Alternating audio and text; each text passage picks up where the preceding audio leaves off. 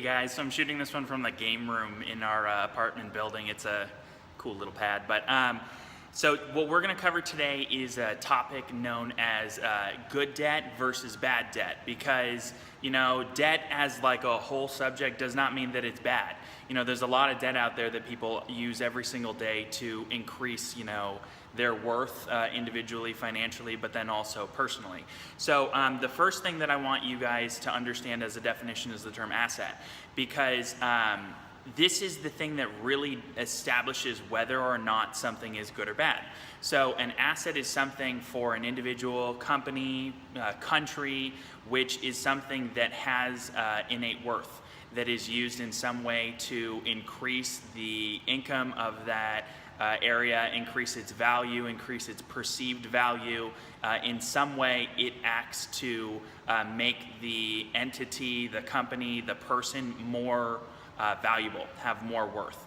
So basically, when you're looking at a good debt versus a bad debt, you have to look at whether or not that asset is increasing in value or decreasing in value. So I'll give you an example.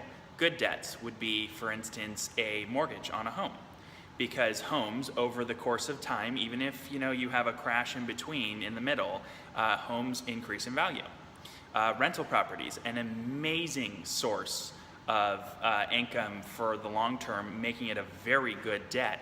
There's a number of other ones. You have student loans, which also act as a good debt, depending on if you actually go to school for something that's going to make you some money, and also judging on, we're not even going to get into whether or not our educational system is worth anything at all, but point being is, when you actually do those student loans, if you do it intelligently and you don't, go and get into $500,000 of debt on something that's not going to pay you very well, that also can act as a good asset, making it a good debt.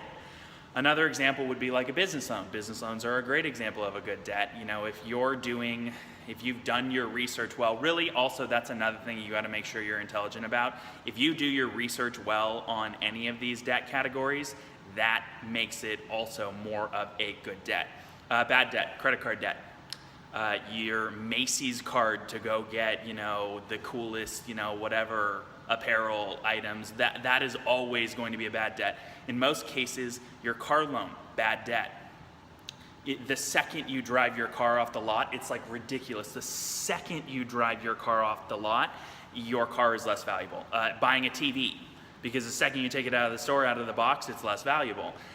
Anything that falls under that category, something that loses value the second you pull it out, all of those are bad debt. Okay, now that doesn't mean that you can't use bad debt in a good way. So another example, because there's a whole gray area in here. There's a lot of people who use credit cards for their business, for personal use, and are basically figuring out ways to, get points or get rewards of some kind. The trick to using a credit card and not having it be bad debt is you pay it off every single month. If you pay off a credit card every single month, here's what happens. You pay it off every month, you don't pay the credit card company anything, and they end up giving you rewards, which ends up being something that you make more money off the credit card. They actually end up calling you with their term for it is a deadbeat. So this is probably the only occurrence where being a deadbeat is a good thing. But yeah, I would say that kind of sums up a little bit there.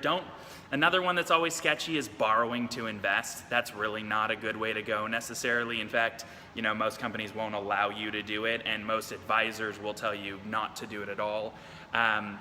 Another one that's kind of a gray area is if you get a personal loan to consolidate already bad debt, such as a credit card debt. That in some cases can be a good debt. But this kind of gives you an idea. There are different types of debt, and you just need to know what you're doing. And if you need help, again, always contact me, send me a private message, and I'll be more than happy to sit down with you. Just so you guys know, I don't charge anything to sit down with you. I make my money other ways. So reach out to me, let's sit down. I'll give you some more personalized individual attention and solutions. So reach out to me, comment below, you know the deal. Good seeing you guys again, and I will talk to you tomorrow.